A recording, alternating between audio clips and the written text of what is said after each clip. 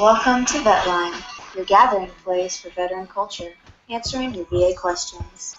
With your hosts, the Natron Don and your Uncle Whit. Welcome to VetLine. I am your host, the Natron Don, and with me is Uncle Whit. And joining us today is a very special guest, Chris T. Chris T. from OSI. We want to thank you for joining us today. Chris T. comes with us with a master's degree from the University of Texas in Arlington. He has a master's in social work with an emphasis on veterans and military, which is important because of tonight's topic, which is families, microsystems, those who we hold closest, and how the unique structure of the veteran life has an effect on the family, and how we can strengthen these relationships, our opinions on this subject. We're not experts, but let's have this discussion. Let's create some questions. Uncle Whit, Chris, how's it going, brothers? Good. Going good. Thank you for having me, Uncle Whit and Natron. Good to be here, and I just want to say before we get started that, I think what you guys are doing is awesome, and you guys are at the forefront of a new thing here. So keep going. Kudos, bravo, Zulu shipmates, and yeah, let's talk families. Well, thanks. Well, give me a little chub. What? Yeah. He sounds so official. He sounds very official. It does. I think his mic's coming in really solid. Thank you. This might be your show, Chris. The Chris T. Show. Yeah. Christy. Oh, hey! Christy. Christy. I like that better. So, families. So tonight we had I've got one. Go for Don't it. you? Let's hit it. I do. I have a family. I have a ball and chain, and they are weighing me down, my man. Yeah. Really getting in the way of that vermicompost business. Yep, and all that partying and cocaine I want to do. Yeah, there's that. Well, you could do that too. You just don't make enough money probably on vermicompost. Yeah, very true. So we had a interesting topic pop into my brain while thinking about this subject, and that was initially the being married in the military culture, and maybe we could talk about this. And right now is how common it is in the military for individuals at a very, very, what would be considered in our contemporary culture, a very young age to be married.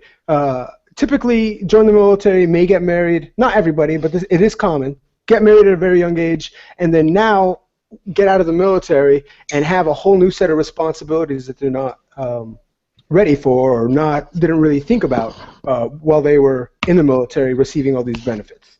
It's not so much that you're not ready to have a family and re-enter the world, in my opinion. It's that the game changes very abruptly.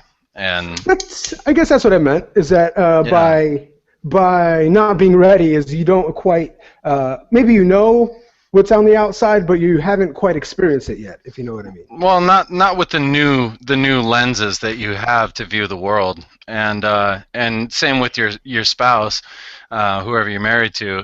They see if they're active duty, you share that. But if you have a civilian spouse, they don't have the same lenses regarding you leaving and then all of a sudden being unemployed. That can have a profound effect. Yes. Ability to make money, provide. Feel like you're sustaining yourself and your family the way that you were able to at one point. It's tough. It's a bitch. Oh, fuck yeah. So, Chris, you have a master's degree, so this might be interesting. You have a master's degree. You went to college when you went out, as you got out of the military, after you got out of the military. And you went to school full-time with a child. What was that experience like time-wise and financially, if you don't mind going into that a bit? Oh yeah, sure. Well, kind of like what you guys were already talking about. Uncle Whit was saying, these transitions that you go through when you're active duty, married with a family, as opposed to transitioning as a veteran. Um, it's just that it's a transition. You need to have a good home, you know, kind of a homeostasis, I guess is what you would say, at home in order to support your transitioning. So for me personally, I'm mill to mill, or I was mill to mill. Now I'm vet to mill. I'm a dependent. So yeah. Um, Dependopotamus. Hey, I wear it proudly, my friend. But yeah, getting out, discharging in 2010. Started school 2011, and did not finish until I completed my master's degree in 2014. So this last August. So that whole time, didn't really work. Did some on-school, on-campus jobs, getting paid only through the GI Bill, the Montgomery GI Bill, I apologize, the post 9/11 GI Bill, which pays you a monthly stipend now, on top of a small percentage of disability compensation, and going to school full time, because that's pretty much how you have to do it now to get that money is Right. go full time. So that's a bummer sometimes. Well, then what you mentioned there, it's funny how your school benefit, which is sort of there to help supplement and take the burden off, becomes, you know, your sole source of legitimacy in the job market and financial viability. Yeah. I mean, I had that same thing too when I enrolled in school. I wanted money, but I took classes that I didn't give two shits about just so I could keep a full-time schedule to get that benefit. Yeah. Right. Yeah, it's based on your credit hours, and you have to go full time. And if you're going full time, that doesn't leave much room for another job. And if it does, there we go again with the whole family systems getting messed up at home. You're not going Right. to be there 100% for the wife or the kids, so they have to adjust, and that's kind of what I was going into is the family systems model that you have a family, and each person has their role, whether it be husband, wife, and I'm not talking about gender specific roles. You do the cleaning or whatever. It doesn't have to be male, female, but whoever does whatever they do, if that person isn't there. Assuming marriage is a partnership, how about that? Exactly, marriage partnership, or even like emotional support, or the disciplinarian, or the one that tucks away the kids, or whatever. Anytime that person is gone or does something else, then another person has to make up for it, and that causes a lot of trouble in any family systems, but specifically veterans. So yeah, you're right. You have to go full time to get those benefits, and I went at a time when they had just changed the break pay. So you used to be able to get paid for going like 2 days out of the month. They would give you a full paycheck. Well, they stopped that right when I was doing it. So in the May semester, I mean, you got like not even half a paycheck. So there's another bit that you have to worry about. And then in the summer, the breaks, you didn't get paid. So it has its challenges, and you have to have a spouse and a family system that's understanding and that can pick up the slack. As you mentioned, Uncle Whit, being married to someone who's gone through that or is going through that helps out tremendously in dealing with that. Real quick, the support system is kind of what you're talking about. Right. And right now, when you brought up something about changing roles, and real quick about somebody leaving and having to change roles, and particularly I think this is important in my transition because my wife already had a career. My wife is educated and is going places. And you're just a dirtbag. Yeah, I'm garbage, dude. You don't know nothing. You don't have nothing. Fuck that. I have a lot of shit. You have overdeveloped actually financially viable. I'm what I like to call a renaissance man, where I'm good at a lot of things but not great at anything. I'm pretty mediocre at a lot, I'm not good enough at anything to actually make any good money at it. I could just kind of claim that I'm good at it. No. Well, I think you're great at everything. So you're such a sweetheart, Uncle. you.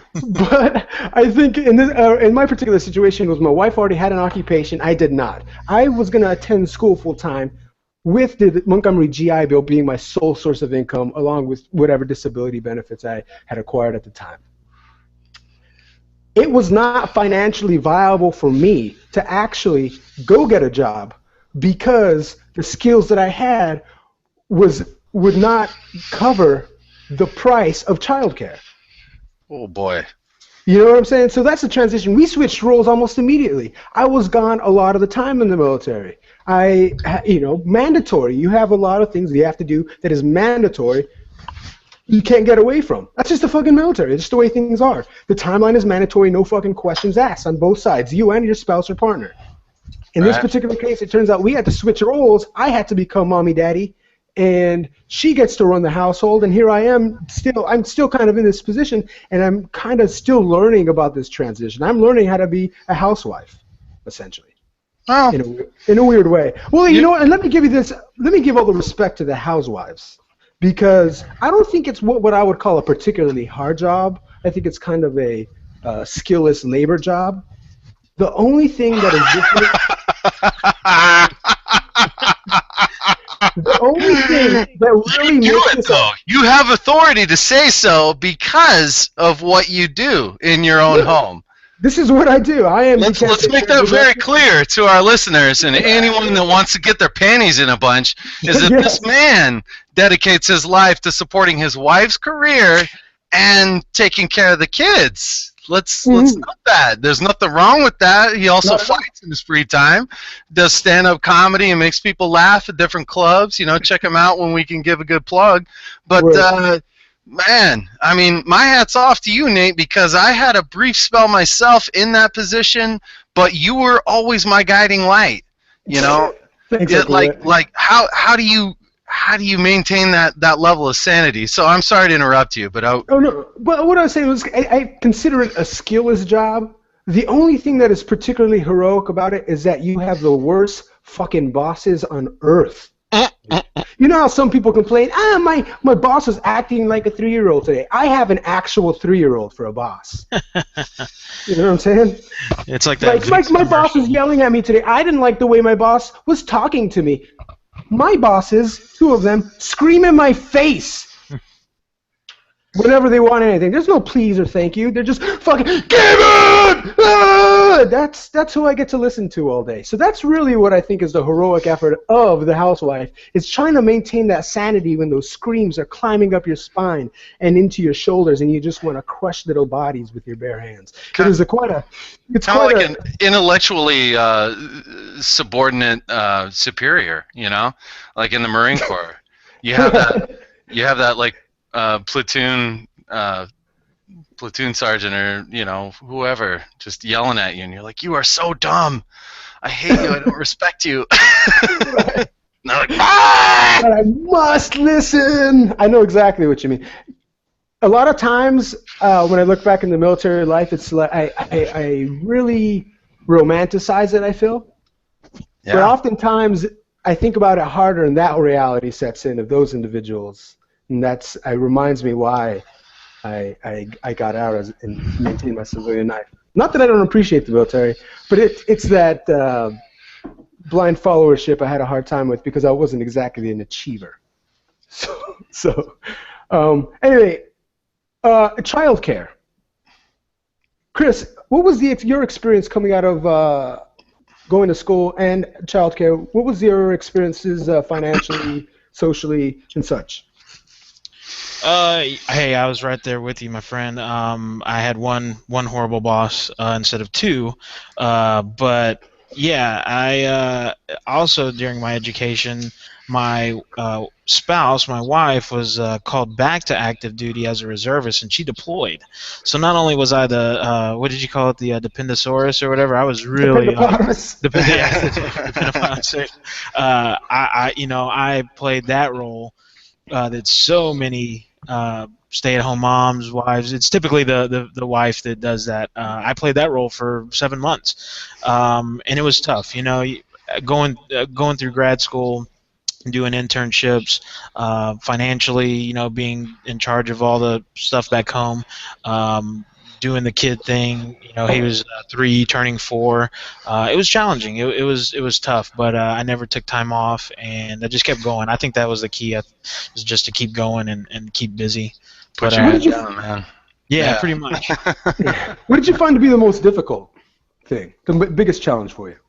While my wife was deployed, or through my The whole college? thing. I mean, maybe that wasn't the hardest experience. Maybe you had it down by then. But what was the biggest kind of hurdle you had to get over with that child care transition? Yeah, well, it sucks because that kind of, I thought I had it figured out, and then that happened, the deployment happened, and then I figured out that I didn't have anything figured out. So that was an awakening.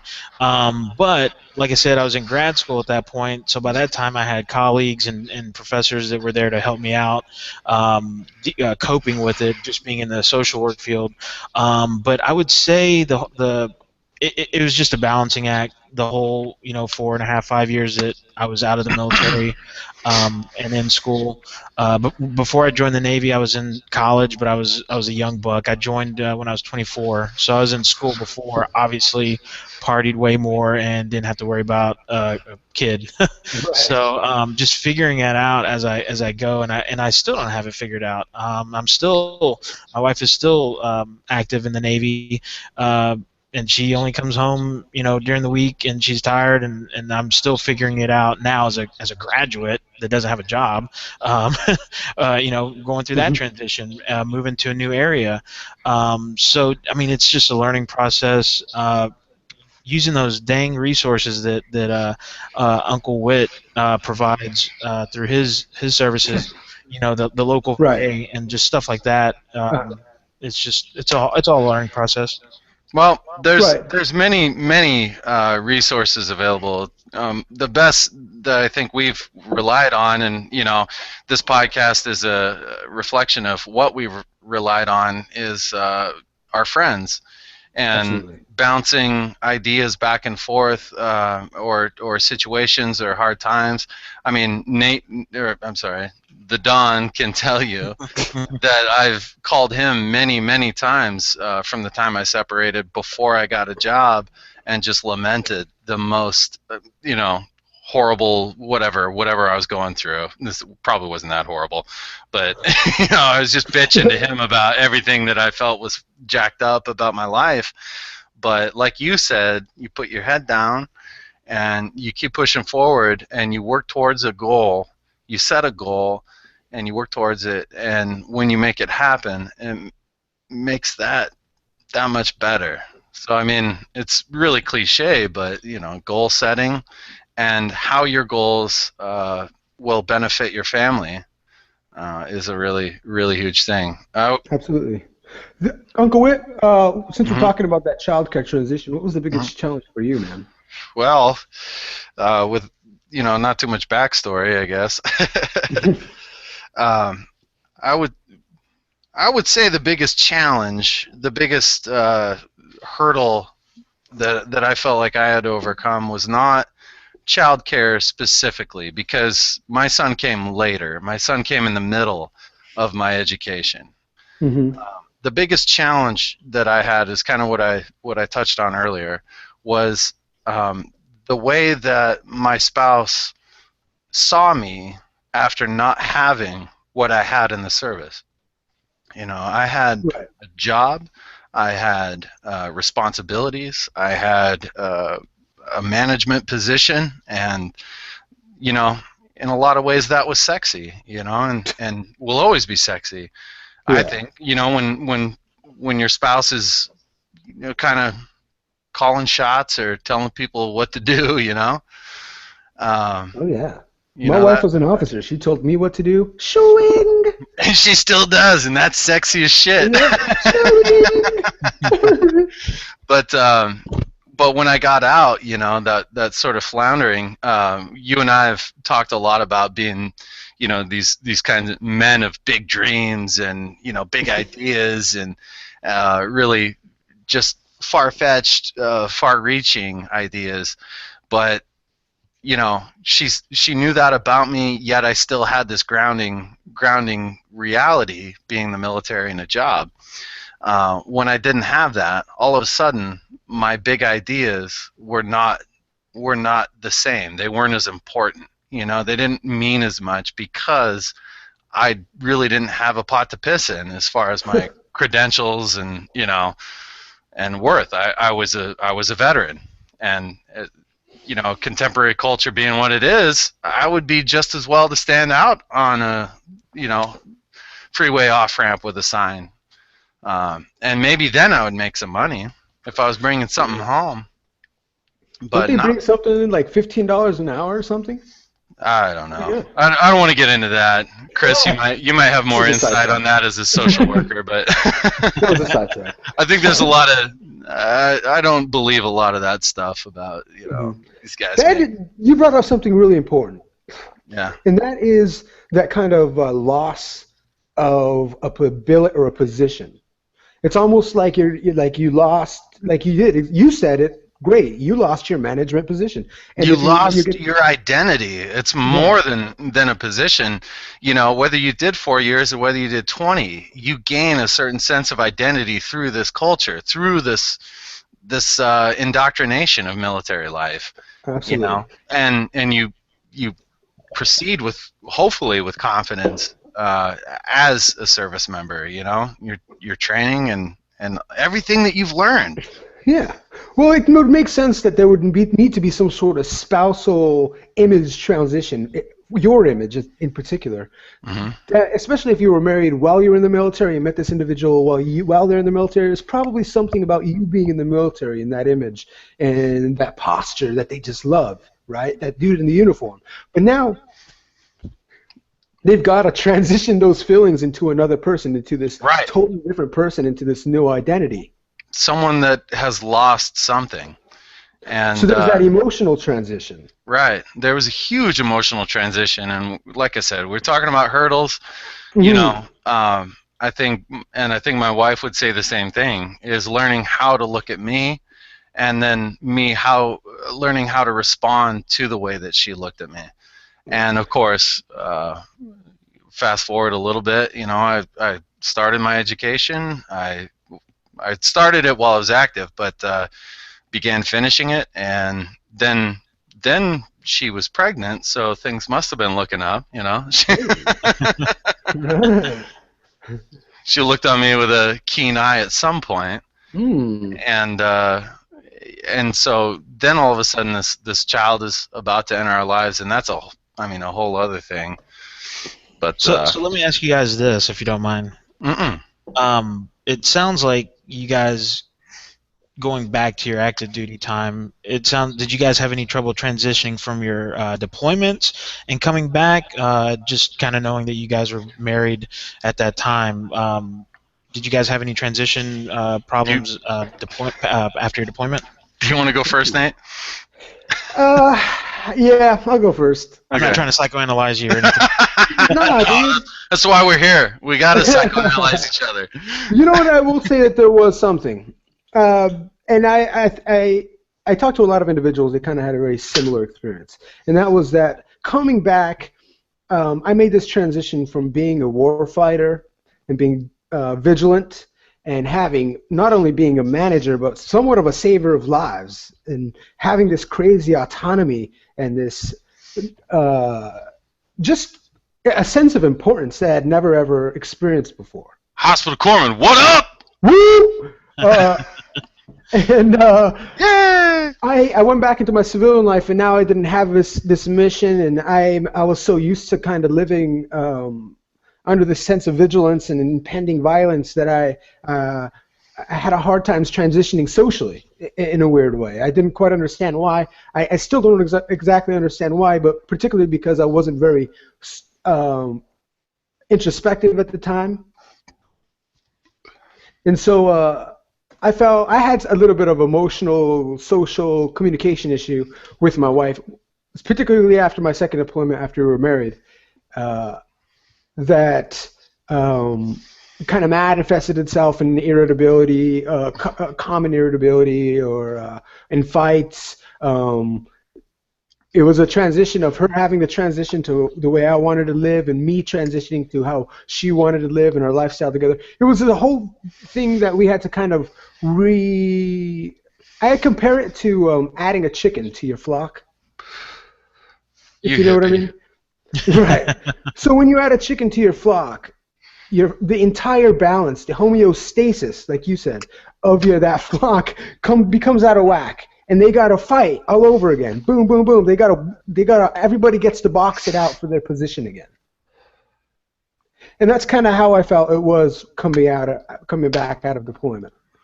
I kind of really had to kind of not fight back for my position, but fight for a position that I was that was what's the word I'm looking for? Not that was unknown to me, if that was saying. It was a new position, and I just didn't know how to handle it socially.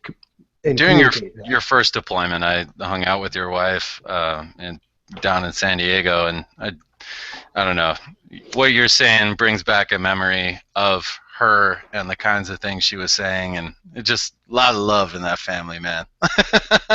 There is a lot of love. There is. I'm very lucky in that sense. I'm very supported, and maybe that's the issue with kind of the image, the emotional transition, image transition. Maybe particular. May not be just particular to individuals who are married to civilians, because we do have a nice gambit here. Myself, I am married to a veteran. Uncle Whit, you are married to a civilian. Indeed. And Chris T, you are married to an individual who is currently serving in active reserves and is active. Active, yes. So we have a nice gambit here. What were you going to say, Uncle Whit? I just wanted to say that I was going to answer Chris's question that, post-deployment, yeah, things were a mess. They were crazy. My personal situation, I met my wife no more than a couple months before I deployed. So wow. By the time I got married, I got married February 18th. Within a week, I was in country, So when I got home, it's not really fair to talk about like adjusting to one another, because I was crazy jacked up. I mean, it was a trial by fire. But we were getting to know each other with this whole other set of emotional, issues, transition issues, whatever. Yeah. Right. A fair amount of luggage. But parachutes. Yeah, and loss. I experienced some loss while I was deployed, and so yeah, we had a really heavy duty curve of not only readjustment, but also getting to know each other, like for the first time. Wow. Yep. And I will say it's been 8 years. Hey-o! Over the 7-year hump, right? Yeah. The 7-year hump. Well done, my man. But I will say, I will add to that is that I think, going back to the hurdles of transitioning from active duty to civilian, that was, for me personally, that was the biggest challenge. That was the greatest challenge, was what am I now, and how does my lack of sense of identity affect the way that other people look at me, and more importantly, my wife. Yeah, and that's exactly the point I was going to make in asking you guys. That was, you obviously have transitioned well. You went through your trial and fire or whatever. Chris, there's still time. I have a lifetime to screw everything up. So don't you put that curse on me, Ricky Bobby. I'll try not to. But you answered the question I was kind of had in the back of my head was, did you find it harder transitioning from active duty to civilian, being a veteran now and finding that identity? And you answered that. So it was just curiosity, really, because the military, Depends on who you're with, Army, Navy, Air Force, whoever. They do a lot, and they're doing more and more every year on post-deployment. Transitioning you back into civilian life, and they're trying to catch it before it even gets to a point when you're a civilian veteran. So they're Let me really add working on something, that. Chris. They're doing their best, but there's only so much they can do. Exactly. And to any veteran that might be listening to this, please, for the love of God, don't put your entire sense of responsibility, personal accountability, on the service that you're leaving. You know, you own your life, and nobody's going to be able to help you more than you. You know, you can rely on your friends. You can ask questions. You can get guidance. You can listen to the show. But if anybody blames their own individual issues on the information they got from us, you're sorely mistaken. Personal accountability. The military taught me that. Absolutely. So if I didn't carry that in the rest of my life and the rest of my affairs, then I'm a fucking idiot. Mm-hmm. You're not utilizing that exactly correctly. I think that's what they told me. Those exact words when I came back from deployment was, "You're a fucking idiot if you don't."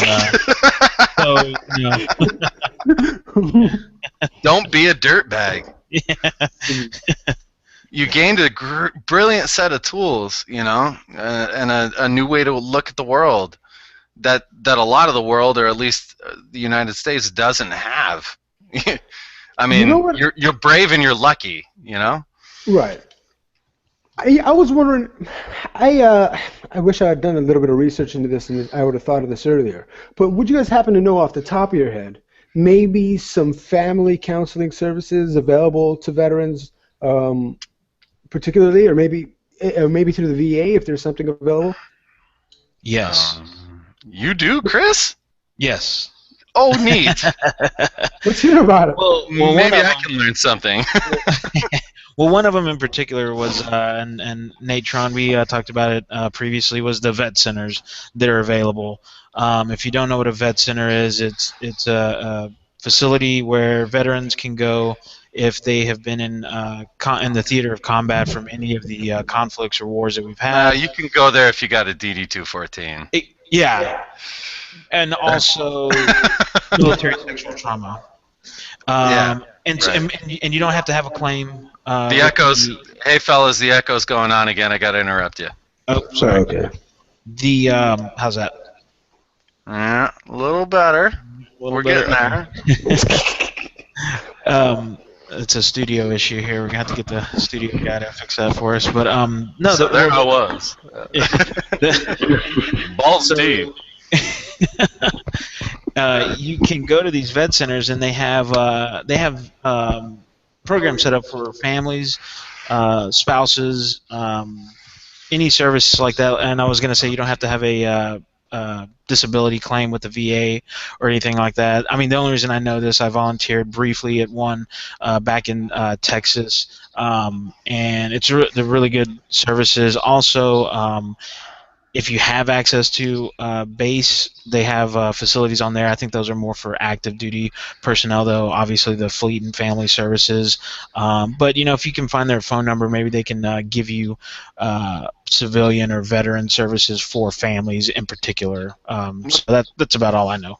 One of the things that I love to do on this show, Chris, is really identify the things that alienate veterans, and then open them up and dispel how they shouldn't be alienating. Now, in my line of work, directly with veterans in transition and filing claims, the vet center, yes, it's a resource. Yes, if you have a DD-214, you can go there, but there are parameters and limitations. Yes. Personally, where I work, what I do is in a rural coastal community, and we're lucky enough to have a vet center mobile van, or I'm sorry, like an RV, a Winnebago, that comes out and parks in a grocery store parking lot one day a month. Oh, nice. We're lucky to have that. Right. Okay.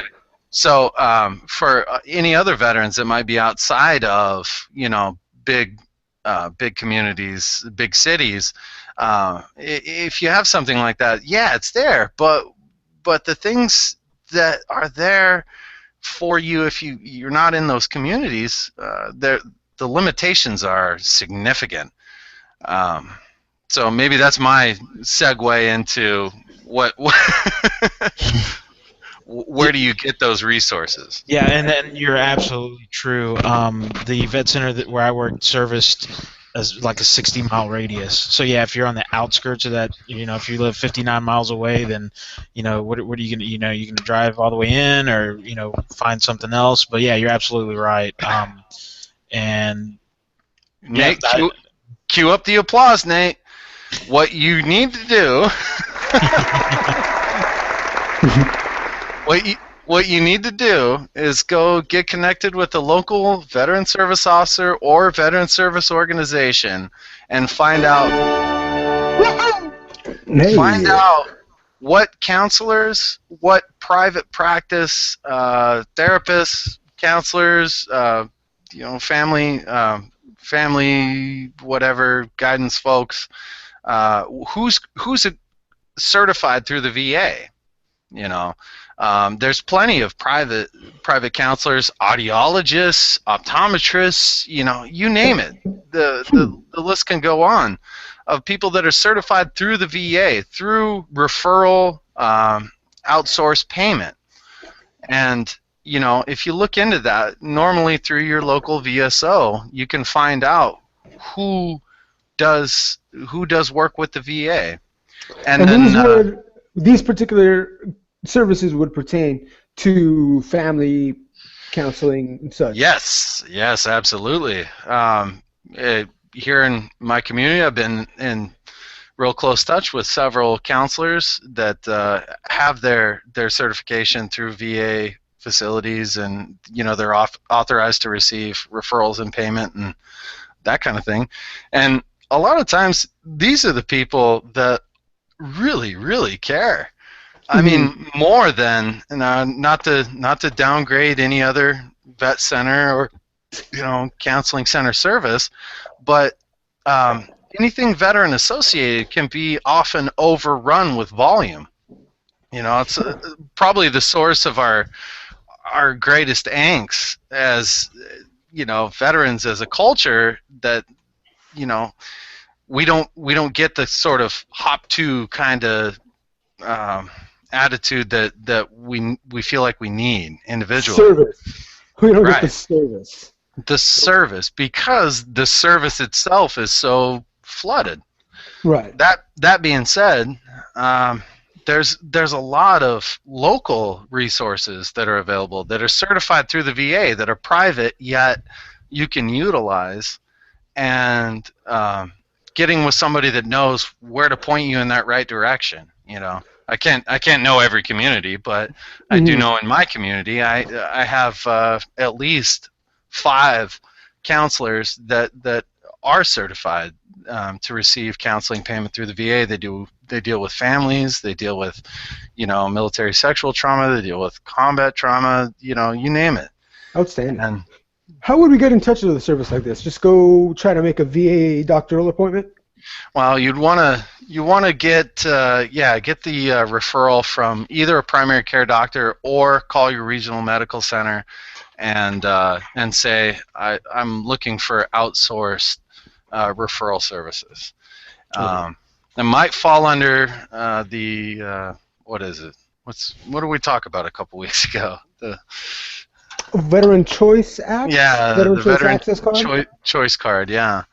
They might tell you to do that, and you might have to have something scheduled. But with mental health, with like with audiology and a few other things, there are times that the VA can say, you know what, we don't have to have you scheduled with a VA facility. We can just say, oh, yeah, this is a huge priority, and let's get you that referral. Uncle Whit, question. Yes.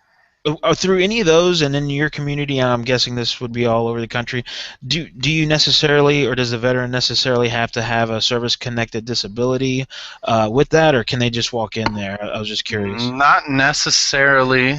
Oh, that's good. Well, I mean, because a lot of times the vet, it doesn't get to the point where they have that compensation, and they don't want to go through that. They just want to talk to someone. So I'm just wondering if there's any services available for families and stuff where you don't need to, necessarily be set up in the system. Right. Within my community, there's a group, the counseling center. It's run out of a different city, but they have they kind of have a counseling network. And if you can provide a DD-214, and that's it, just showing you are active duty, they will arrange. They have magic ways. I don't know how they work, but they have magic ways to get the VA to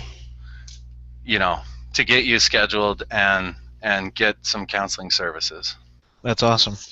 And again, that's my own community. That's not saying that this is what's going on across the country. Right. Yeah. And I've heard of stuff like that too.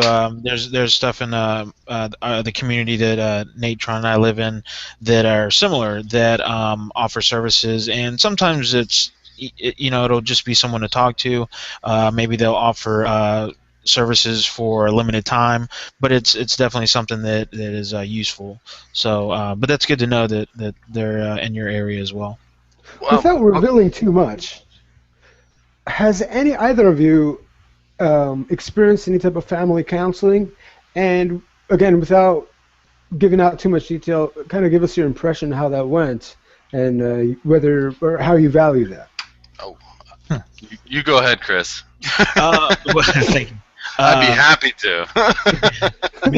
Me personally, no, not in a family setting per se. Where they do a family counseling or anything like that.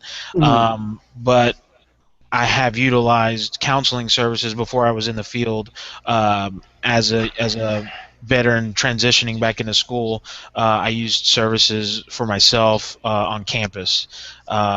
So that's my bit for that. But I've talked to veterans and military personnel who have come to facilities where I worked or interned that have, and I've offered them counseling services.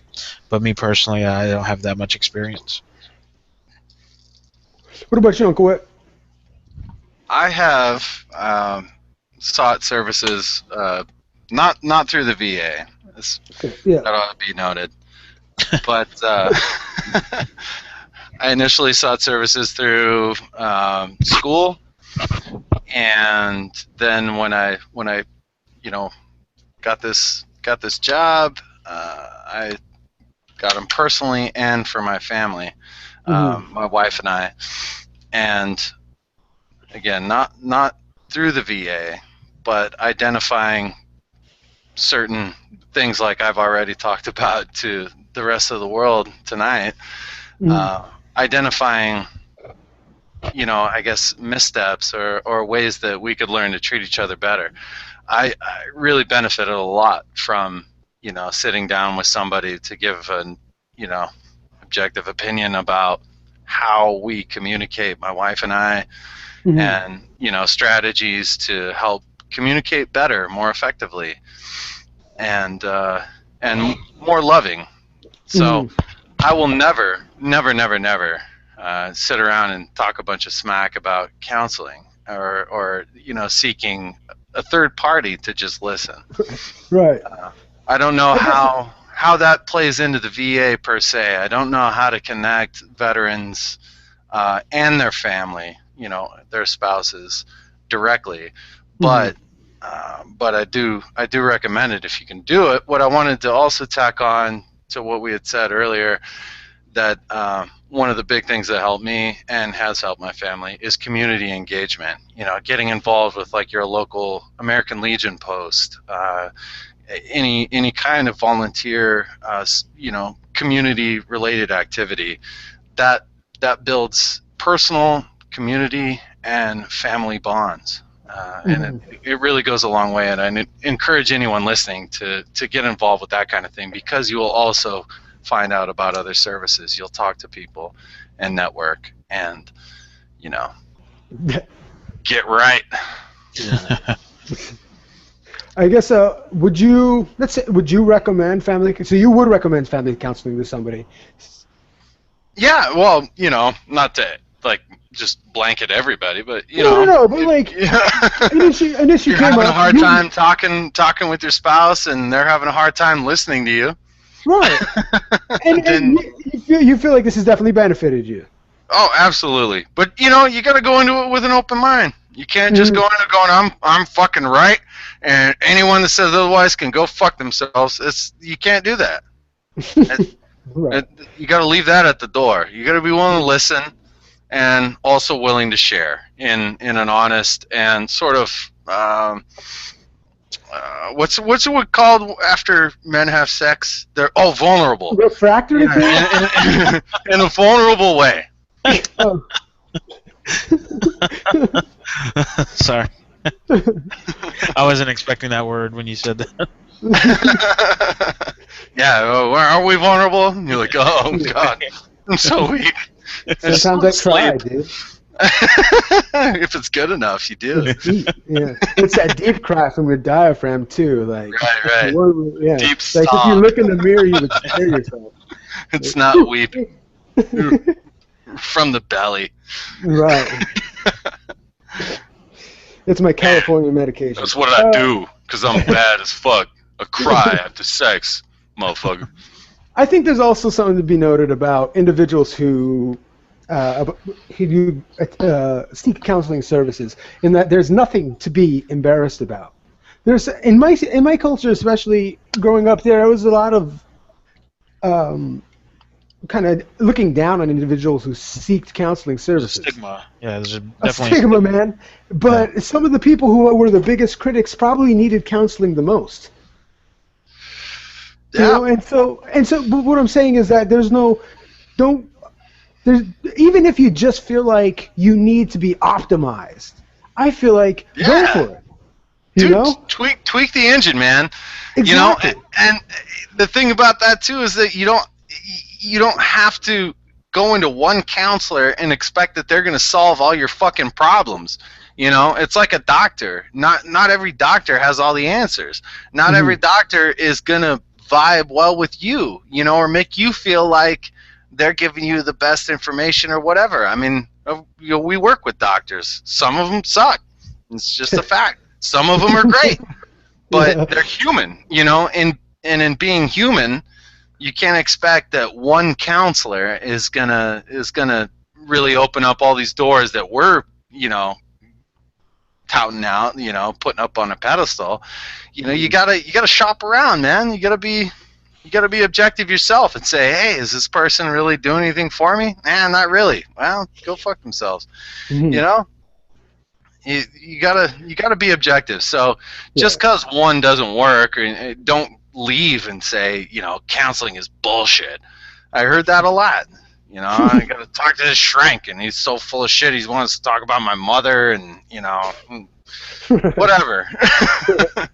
Or this woman's blaming me for everything that's going wrong in my marriage. It's like, well, maybe there's someone else. Or if you go to that person, maybe you can seek something individually. There's options, man. I mean, you don't have to limit yourself. Chris, what would be, you think, would be one of the steps you could do just right now, maybe, if you could come up with something off the top of your head that individuals could do to maybe optimize their communication in their families? Oh, okay. I mean, communication has to be, and I know you just said optimize communication. Just, listen a little more than you hear, or than you speak. Especially if you're in a family system where you have the kids, and maybe if it's just you and your spouse, it's a little different. But if you have children involved, that's a whole other. And then whatever age they are, toddlers are different than teenagers. It's just a whole family system. But going back to what Uncle Whit was saying, you definitely, if it doesn't hurt to tweak it, and if a lot of people are, I don't know if I would say ashamed or whatever to go to counseling themselves, but a lot of people are ashamed or afraid to admit that you're not a good parent or you're not a good husband. So on top of Well, we can avoid shame. Let me interrupt you just for Yeah. a sec. We can avoid shame by just saying we can be better. right. I want to be better. Yeah, and especially if your marriage and your family is worth it, and that's what you have to. Yeah, you have to put everything else aside and say, is it worth it? And am I going to be a better person? And once you get past that, then yeah, you can see counseling. You can maybe do a little something different at home as far as communicating, asking what your spouse wants to do, switching up the roles that you do at home. If you're able to, I mean, if you work or go to school full time and you're not even able to be there all the time, do what you can to switch it up a little bit. Take some of the work off of your spouse or vice versa. Just being I'm not I don't specialize in couples therapy or family therapy, but it's just basic communication, listening, communicating what you feel, how something's making you feel, and then just reciprocating that to your partner and to your family. I really like everything you said, Chris, and I'm gonna bring it to a personal level. All right. You know, Fucking I Dr. work- Laura over here. I work 40 hours a week, and I deal with people. I deal with veterans. I help try to solve problems, and I have a stressful day. Mhm. So that when I get home, a lot of times there's dishes that aren't done. There's a mess that isn't picked up, and in the past, Dude, chill out, man. All right, shit is getting done. There's TV to be watched. All right, there's news to catch up on. Fucking chill. I don't have cable, Nate, so I don't know what the fuck you're talking about. YouTube. But I get home and there's these things, and I have a decision, right? Yeah. I can choose to go with my gut and be pissed about it, or a little tweak, little kung fu move. Hey. I can do those dishes, and then they're done. But I who wants can to do that after a full day of work, right? Well, you got to suck it up, amigo. That's the deal. Yeah. Your spouse, whoever you share a home with, they do this all day, and they're looking after a kid that's screaming at you like Nate's kids, going. You can hear him over the phone. Once in a while, I can. That wears on your soul and makes you not want to do dishes. But I guess adjusting my own sort of like involvement about the kind of house that I want to have, and taking charge of it. Right. There's also, I feel like, a benefit of the doubt kind of thing. It's something I tend not to do a lot, but I'm trying to do more, is give people the benefit of the doubt. Oftentimes, I still use kind of that simple schema in my brain, if you know what I mean. Those simple stereotypes in my brain when if you come into something and I see something's not done, it's because somebody didn't do their job. Right. It's not because somebody didn't do something else. Right. And so oftentimes, especially for myself, my wife will come home. She's very understanding about this, but I'm often embarrassed. I feel weird that maybe the dishes haven't been done or the floor hasn't been swept. Things aren't like they should be, but I've been outside all day, busting my worms, trying to breed some. Busting my worms, busting my ass, trying to breed Busting some your worms. Right. Permaculture. I'm doing something else, but I'm not being not productive, but I'm not being productive in the particular areas that I'm kind of not supposed to be, but is beneficial really to everybody. You walk in the door feeling entitled to having shit the way you want it. Right. And you can't.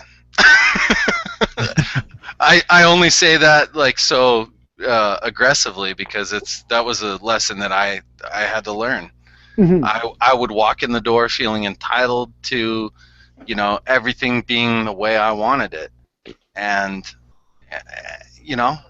it wasn't. So how can I make my situation better? How can I improve not only my own attitude but my family? Benefit something within my family. I can just say, all right, you're tired, grab a beer, let's do some dishes, man. Let's do it. Right. Kind of get involved. That's my kind of the bane of my existence, actually. If I'm going to continue to be the house husband wife, consider me like the Hulk Hogan of housewives. I do, Nate. You have a very overdeveloped chest and arms. Right. It's Wasn't tearing that a my movie? back apart. Wasn't that Mr. Nanny or something like that? Yeah, Mr. Nanny. Right. Master Nanny, yeah. One of the few movies I got to see as a child. For some reason, that was appropriate to watch as a fundamental Christian. Anyway, I had one more. I wanted to kind of stay on the system of microsystems. And one of the things I want to talk about is losing and gaining of friends in relationships. Oh. Well, we're going to go over time, aren't we? Oh, you know what? You're absolutely right. We'll have to say that for another episode. Because we got some things we got to do. Do we really? That was a really great question. Yeah, that was I guess we don't. We go. This is our shit. We're doing whatever we want here. We could continue. The sponsor's gonna get on your ass. Right. Well, sponsors? Anybody? Anybody? Where's the crickets after the thing? Yeah. Let's hear that. Facebook advertising. Sponsors? This shit ain't free. Facebook's gonna shut us down. Just all full disclosure.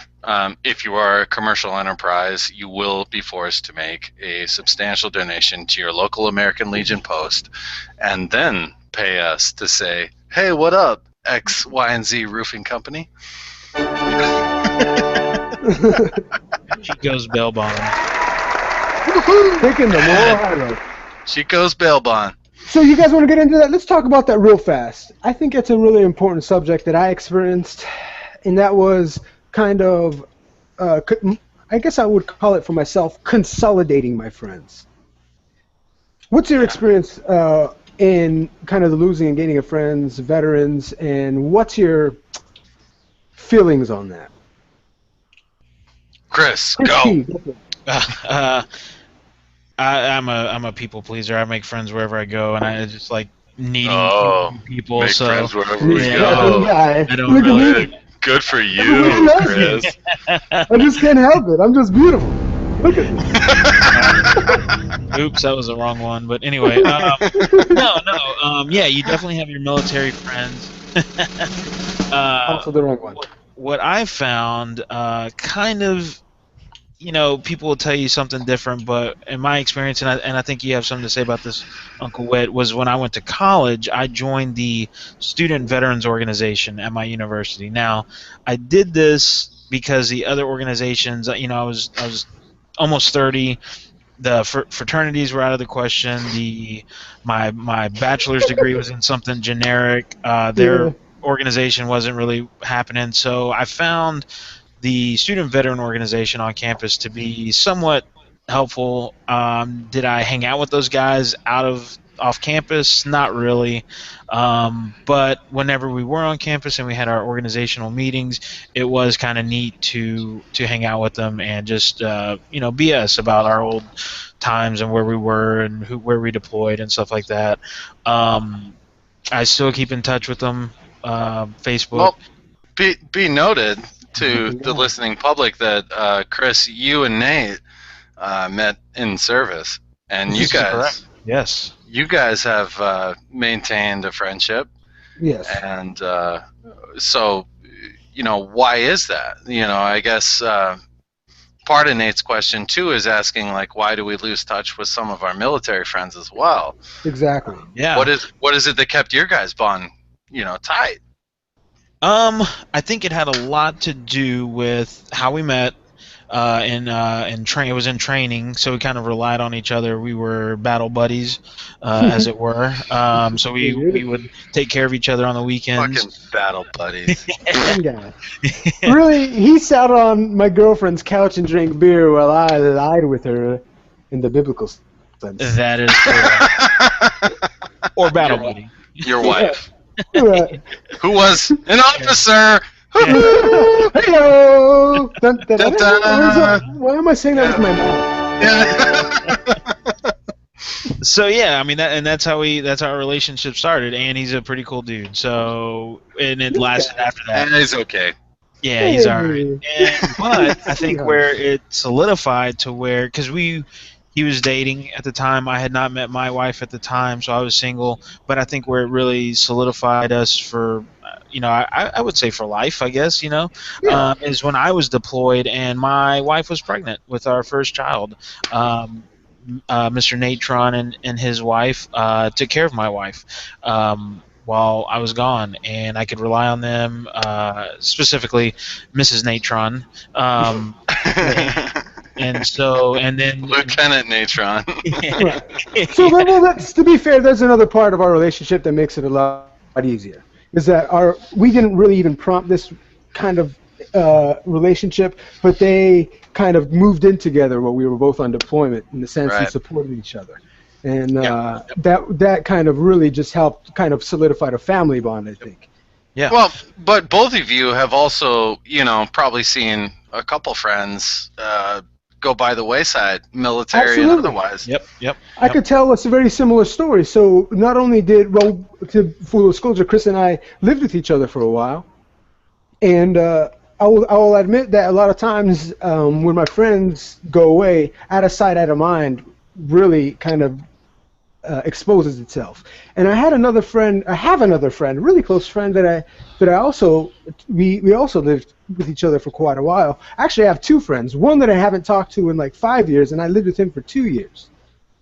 And another friend that I lived with for about 9 months, and I haven't talked to him in about 8 to 9 months. And it's just one of those things where again, I call it consolidating my friends, but essentially it's that my life has become so busy that really, though, I feel like those people that I find to enhance what I'm going for and that I find beneficial to me in a relationship, that's who I tend to kind of gravitate for. Really, not beneficial, I want to say in the most. God, I'm going to probably lose a lot of friends on this one. Your friend list just But what I mean is, like, consolidated a lot I could glean advice or whatever, the easiest and the quickest, and it seems to be less of a it seems to be natural or more organic or whatever, and that seems to be the friends that I tend to kind of keep. Let me help you keep some of those friends that you maybe haven't talked to in a while. I think maybe life presents itself in a relatable way. You being married with 2 kids, you're a busy guy. You're doing your thing, and sometimes you have like the best military buddies in the universe, and sometimes they don't have kids, and you can't relate in that way. Exactly that. They can't dig on your sense of responsibility, or maybe they do have kids and they're fucking busy too. Yep. Right. So, or whatever. But life moves forward. Priorities change, and that's cool. Personally, I don't have any friends. You can both go fuck yourselves, because I don't know anybody. I don't do anything. I just I podcast, and I go to work, and I go fishing with my son once in a while. Workplace proximity. You know what, that may be it, actually, is that it's sort of the deviation of paths is what kind of the picture that you brought into my mind when you were talking, Uncle Whit. And that was that when our paths were aligned and intersected, that's when our relationship is the strongest or whatever. But in a way, we've kind of maybe you haven't lost complete connection, but we've just gained a little bit more space. The paths have deviated a little bit, and it just so happens that Chris and I and Devin and I, Uncle Whit and I, God damn, Uncle Whit and I, okay. Our paths seem to just continue to stay in the same line due to whatever reasons, or emotional attachment or whatever. I think it's just natural, like high school buddies, like you were, and it's almost like if you were to talk to your best friend. I'm totally going to interrupt you, Chris. Okay. I totally disagree. Military buddies are nothing like high school buddies. Nothing. Let's just say that. Let's put the fucking, barrier right there. Yeah. Yeah. in the sense that you're at a certain time in your life, and that some of your military buddies, if you were to just call them up randomly that you probably haven't talked to, you're probably only going to talk about the times you deployed or the times that you guys knew about. If that's all you knew them from was your deployments. In the same sense that if you were played football with a guy in high school, you would call him and like haven't talked to him in 15 years. You would say, "Oh, you remember so and so from back in the day." That's kind of the sense I was making, but not the good friends, not lifelong.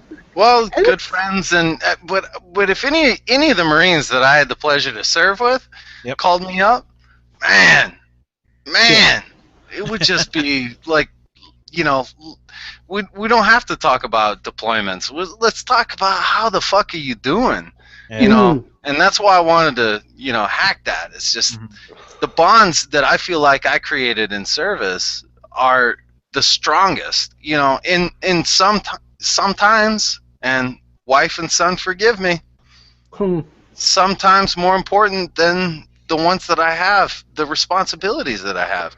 I remember as a boot, I just checked into my unit, and my unit had, been on a deployment 2004, Battle of Ramadi, and these guys all came back, and there was a staff sergeant that was receiving, a staff sergeant that I didn't know because he was rotating out, but he was receiving a Bronze Star, and his family was present. His, father, mother, his wife, 2 kids, and he got this bronze pinned on his chest, and we were, our company, 25 Fox, we're all in school circle, listening to him, and he gets it pinned, and then they say, you want to say anything? And he stepped in front of us, and he said straight up, "You know what? You motherfuckers are more important to me than my own fucking family." And he was choked. Those bonds were forged somewhere deeper, somewhere more substantial, more important, in the primal sense of purpose. And at the time, I was kind of critical of it. I thought to myself, how can anything be more important than your family? Years later, you brought something up that's I wish I could. You brought some inspiration that just helps me clarify this even better. And I think it is that I feel like the emotional tie is so high, and that just comes to mind. Is at the time when I'm in the military, I'm working with these people, I feel very emotionally tied to these people. And that's exactly how I felt. You expressed it almost exactly. Is that I felt very emotionally tied, and for some reason I feel guilty that I cannot maintain that same sense of like emotional connectedness now that time has passed. Does that make sense? Yeah, but if Lance Corporal so-and-so called you up and was like, "Hey Doc, what's up?" Man, you'd be jacked. Absolutely. But again, I feel guilty is what it is. I feel like I had so many friends, I had so many burgeoning relationships while in the military, and shortly after, you kind of keep them up, but slowly people kind of just disappear into the ether. And I feel guilty for not maintaining those relationships. I feel guilty for not catering to that emotional tie and trying to foster that. The beautiful thing is, Nate, that you don't have to maintain that. You already have it. It's already there. It's already solidified. If you served with those people, if you have the memories and the faces, and maybe a couple fucking Facebook friends or whatever, Right. Personally, I get a little jazzed hearing a little bit of everything from Marines or anyone I served with. Hearing about getting married, it doesn't mean that I have to be directly engaged. And I'm sorry, but in the modern age, you only have so much time. And like you got 2 kids, you got a wife, you got shit to do. Exactly. It's okay. But certain bonds are formed forever. Right. And they're not going to go away, So those people that I think I'm talking about them, I still love you very much. I just feel guilty that I haven't told you in a long ass time. I feel bad as fuck. Anyway. I don't feel Chris, bad. what about you? What's your experience in that? What's your experience in kind of maintaining these relationships or trying to maintain, exactly, relationships with individuals that you served with? You asked me? Yeah, Yeah, you're up, Chris. Yeah, no, Uncle Whit, you brought a very good point up, and also thank you. as far as I brought a good point up. He was talking about me. You both did. As far as military experiences, so you guys experienced way more. I could just tell by the story that you told, way more of a connection. Where precisely it has nothing similar to high school friends at all. I agree. Whereas my experience, even though I deployed, I was not in a combat zone.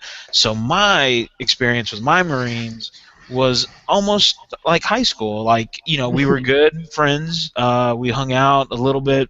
My Marines were a little older and more higher in rank, so I didn't really not in charge, but I took care of the master sergeant. So it's not like just a rough estimate, Chris. How many penises did you have to see? How many peckers did I check? Yeah. No, not checking a professional capacity, but in a hey doc, look at my dick capacity. I will guarantee it's not as many as you guys did. I was group. I was a pogue, and we had other things that we were doing. Probably females in your unit. Yeah, exactly. All kinds of luxuries. Yeah. I remember walking by a woman after not seeing a woman for a very long time. Oh, and just God. smelling hairspray, like shitty hairspray. And just being my God. Oh, my God, dude. I didn't mean to interrupt you, Chris. I wanted to bust balls, but now Nate's talking about the first time you saw a woman. I remember we were coming back. We were in TQ, and I just woke up. I was playing poker all night, and I only slept like a few hours. I just woke up. I knew where the shower trailer was. I walked towards it. I walked in, and it must have been a female shower trailer. There was a naked woman. Oh, my God. And I only got like a brief glimpse of her. But there was shampoo. It smelled so good. Oh, you smell so good. You smell like soap. You smell clean. The freshness of fucking mist in the air. And I saw just a backside, and it was a beautiful backside. And I closed the door and left like a bitch. But yeah, no, anyways. Sorry. Yeah. There was a very visceral thing with Nate and the hairspray. That's a good beginning to a porno right I really wanted you to keep opening that up, though, Chris. Yeah. One of the things that I want out of our podcast is to not give like this broad credit to like combat experience per se. Yeah, you know what I mean? Like the military serves a warfighting organization, and then there's always this reverence for combat fighters, but as service people, we serve an organization capable of, extensive violence, yet everyone that serves knows that capacity, so I didn't want to downplay what you were bringing up. Oh yeah, no, not at all. And I think your listeners would agree that everyone has their own experience. Kind of going back to what I was saying was I have more of a bond with my fellow corpsmen that I was deployed with. Whereas I would definitely, if one of those guys or gals called up or hit me up on Facebook or whatever, I would put everything down, and it would be just like what you said. It would, I wouldn't care about our deployment or anything. I would ask, did you finish school, or you got married, or how's the kid? But yeah, it was a lot different for me. Whereas my Marines, there were only a couple of them that that I would keep up talks with, and it's just basic friendship. But yeah, I mean, everyone has their own experience, and that's what makes it great. And I don't even want to get into my wife when she deployed as a reservist to Afghanistan with the Air Force and the Army and those guys. They're different. Yeah. Well, yeah, that would be interesting. Yeah. Screw the Air All right, Force guys. and Well, the I Army. think that's our time. We're just a little bit over. Little bit. A little tip over, but that's our time tonight. I wanted to continue to thank everybody. Big thanks. Big thanks.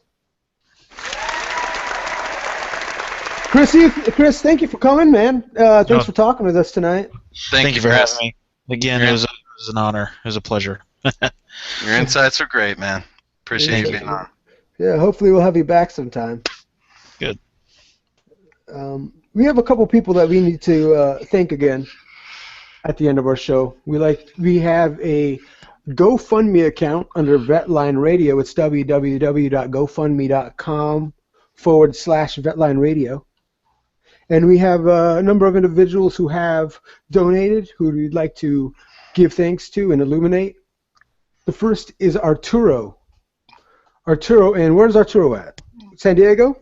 About to be Flagstaff. Flagstaff! All right. Arturo in San Diego /Flatstack, thank you for your donation. We really appreciate you keeping us going. Robert in San Diego, thank you. Thank you for your donation as well. You're really helping us out. Chris in O-Side, I don't know who this Chris T is. Chris T? Chris T? I would like to thank him as well. Thanks, Chris. Yeah. Thank you, Chris. Anytime. I would like to thank Jason in Santa Fe, New Mexico. Thank you very much for your donation. And also, we are sorry for the loss of your brother. Give our family your condolences. Jared, we will miss you. Big love. Nick, the pirate in Newport. Thank you for your donation as well. And Nicole in out of San Juan, thank you as well for your sizable donation. We appreciate you for keeping this pirate ship going. Cole in Portland, thank you as well. Go fuck yourself, Cole. Everybody who has donated and is keeping us going and helping us out, we really appreciate everything you could do. You can find us on Facebook if you want to just help us out socially. Like us on Facebook, share with us, follow us. We have a YouTube channel under VetLine Radio. We also have a Google Plus channel, VetLine Radio. Our Twitter page is at VetLine Official. Chris T, thank you for coming out and being our guest today. I am the Natron Don for your Uncle Wit, saying, lights out, taps, lights out, America.